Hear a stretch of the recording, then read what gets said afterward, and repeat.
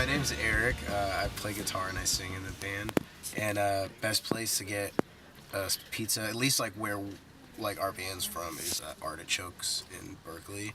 It's like this, just like super crazy. Like you get a giant slice for like $5, and it's oh shit, the lights went out. Got them. Whoops.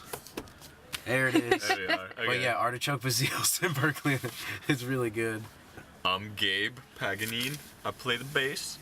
And I like Cheeseboard is the spot Word. that is like, they have a different slice of pizza every day. And like they just do one type and it's like different. They rotate maybe like once a month or so. But they do some crazy like combinations. And then besides like that style, which is really unique, it's a cooperative. So all the employees are owners of the restaurant, which I think is like a pretty cool idea, and it's very similar to what we're doing as a band, where each of us have our own like ownership stake in it. So A lot of really good pizza. it's a lot, yeah, actually in Berkeley. Yeah. I mean, neither of us live We there don't live now, there but anymore. that's where like the band That's where met. So Cool. Cheese. Where are you guys at now? I live in Livermore, California. It's like 45 minutes outside of San Francisco. Cool. yep, I live in Agora Hills, which is like a little suburb west LA, right off the 101. Oh wow, so you guys are pretty far from each other Yeah. normally. Yeah. Me and Austin are like 3 minutes away from each other though. But they both live in LA, and then Bart lives in Fresno, which is like 3 hours away from each of us. Oh Right in the wow. middle, yeah. Is it hard to make that work? Really? It's not impossible. Yeah, we don't tend to practice that much. That's the consequence. But Bart's up in the Bay Area a lot for work, and Austin and Gabe are up to visit like Our friends and girlfriends. girlfriends and stuff. So Yeah. we see each other at least once a month, even. Yeah, about. Yeah, so we just like make time we can, hang out and play music and practice and stuff whenever everybody's around. So how's the tour been so far? Easy. good. Easier than all the previous tours. I'm not gonna say easy. I retract that. It's been really fun. Tiny's like, they're really, really nice and really cool, and we're also really good friends with Oso Oso, and I love that band a lot. So, like, all the shows have been really awesome. Like, we haven't played a show that isn't sold out yet, which is really nuts. Cool. And yeah, like, just everywhere the reception has been awesome, and we've gotten to stay with a bunch of our friends that we always like to stay with. So it's been really fun so far. Cool. Aw, yeah. What makes it easier than other tours? So many more of the logistics are taken care of. There's a tour manager with one of the bands. You know, they have like cones outside for parking. That's the biggest It's definitely thing, different than honestly, playing like basements and doing like, because There's a schedule, you know. There's like an app that we all use to like see like the schedule for load-in, sound checks, doors, first band, second band, third band. Wow. Sometimes like, you know, by the time we gotta be out of the venue, Wi-Fi password and stuff. Yeah, it's and just really like nice. a lot more Just kinda info, a get lot to more show up. organized. But really the best part of the cones for the parking. I gotta keep going back to that. The cones are tight. Yeah. Last year you guys had announced that you were signing to Side One and that there was an album coming in 2018. And I think everybody at this point knows about the shakeup happening at Side One. Yeah. So I wanted to ask you guys if that alters your album release plans at all, and what's the... Oh no, we're still planning to have an album Cool. out this summer. Hopefully, we don't necessarily know who's gonna be pressing it or whatever, but we're still just planning on making the record, and like when it's done, we'll figure something out. Yeah. So Yeah. I don't know. We're like more focused right now on just like getting it recorded and having it sound as good as we can, and like all that other stuff. Yeah. We'll figure out later. Any plans of where you're going to record or anything? We're doing the album with Ryan Ellery again. He did all the production on Best Buds and like the Grad Life split and the P Daddy split. So we really, really like working with him because he just does a really good job. We're recording at the Panda Studios in Fremont. Which is Besides where him we being did like Best Buds. an amazing engineer, he also is like a very good close friend of ours. Yeah. So, you know, he makes great stuff, and like because we feel so comfortable around him, it's much easier to get that, you know, initial source Yeah, beyond totally. on I mean, like, time. not only is the end result great with the recordings, but I mean, we have a lot of fun. I feel like sometimes recording and getting a record made can be kind of a stressful process, and it's never really been that way with Ryan. It's always been like fun and exciting, and we're always having a great time and having way too much fun. So I'm really excited to make the next record because it's gonna be really cool, I think. Back at New Year's, there was a pretty buzzworthy tweet that you guys posted about your band being fronted by a queer person and how intersectional activism is key to everything. I wanted to ask why, as a band, do you think it's important to make sure that you're loud and out and proud, and also use your platform to emphasize to people how important it is that your fans also feel that way.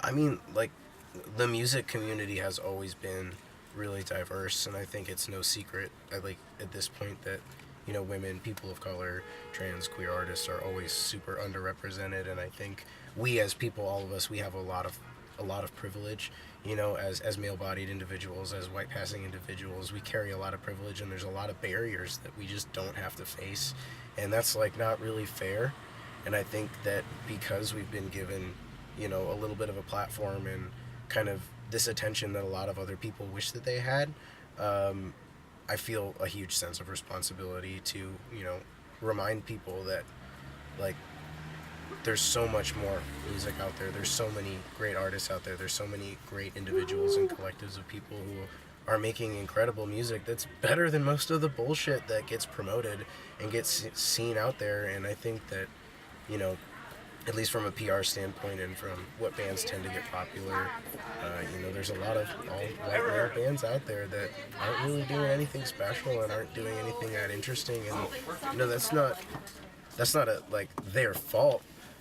Go make your music, do your thing, but if you do that recklessly and without the understanding of, whose shoulders you're standing on, I think that that's kind of like the most disrespectful thing that you can do, because from day one, the first people to start supporting us were, other artists that were female, that were people of color, that were queer artists, people who were booking our shows and letting us play and stay at their houses.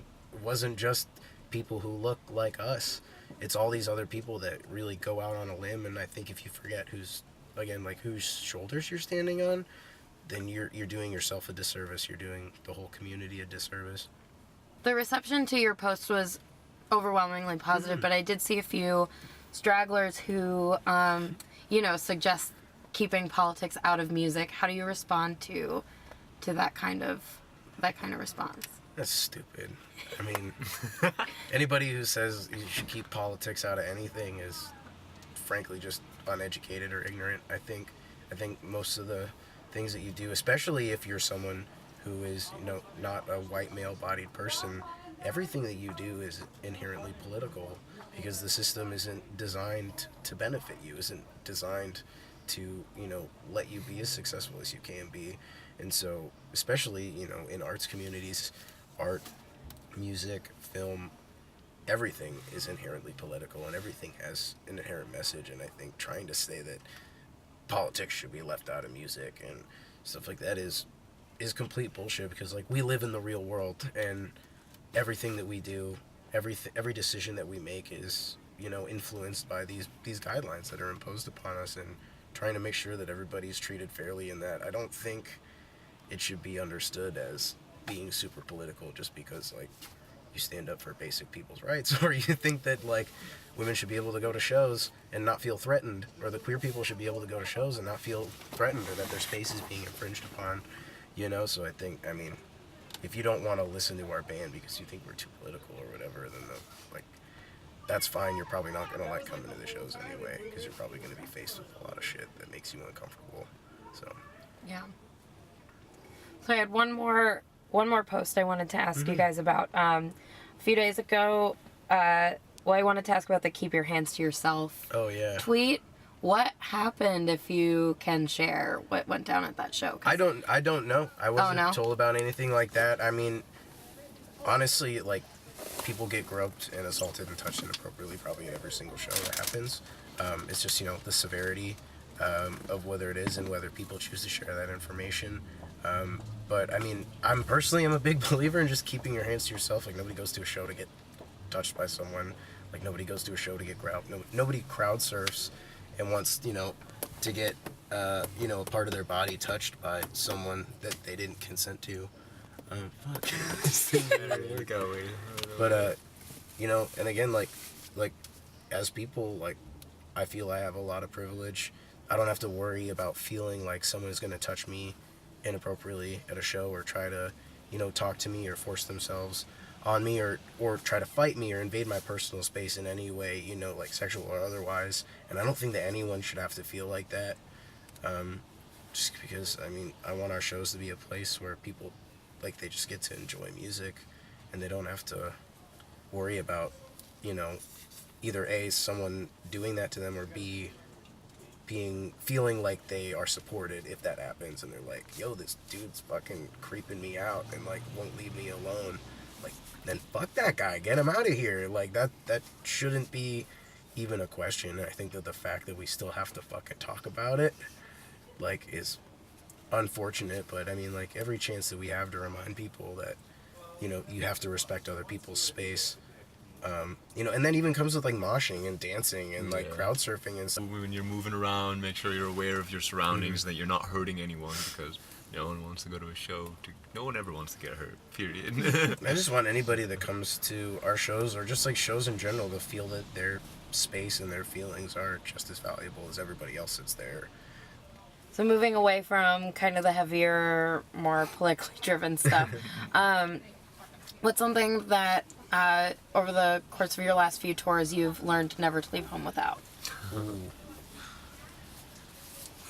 Power strips.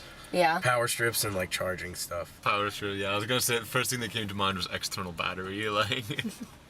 Well, yeah, because we're all fucking attached to our phones, and we need our juice in our phones. So. Yeah, I don't know. I mean, probably like my Rely so much things on that you our wouldn't think, phones. probably like sunglasses, like Sunglasses, a yeah, good that was water another bottle, and like foot spray are like the three things that like I just get spray deodorant, and yeah, you can shoot it anywhere. stay fresh, stay hydrated. That's Stay charged up on stay your charged phone. up. That's, Yeah. If you can do that, you'll make it through tour. No problem. And also, I've learned, don't bring those big ass bulky headphones. Oh, yeah, the long don't. curly wires. Like the earbuds are perfect. You know. Yeah. Well, I have one more question for you guys before we wrap this up, to bring it full circle with the pizza theme. Hey. I'm thinking about the pizza shop that you mentioned that does like one special a month. Yeah. So if they did a Mom Jean's pizza, what would be on it? I feel like everyone in the band's gonna have a completely different opinion on this. Totally. let's I think let Eric I don't know. I start think off. each person would like need their own pizza. Yeah. You know, Yeah. Austin would be like barbecue chicken. Yeah. You know, you'd be the veggie Oh, slice. dude, hit me with those black olives, The mushrooms. sautéed onions, and mushrooms, and red peppers. I'd be the Bell artichoke peppers. slice, and Bart would be meat lovers. Could be. Probably. I can see that. Yeah, I don't. We would not be able. We'd be like one of those pizzas that has like 4 different like It's sides yeah. on it. Yeah. It's like a quarter this, quarter that, quarter that, quarter that. So maybe that would be our pizza. So A little bit of taste everything. of everything. Pizza. Yeah. You got cheese, pepperoni, sausage, veggie, all in one. That would be our special.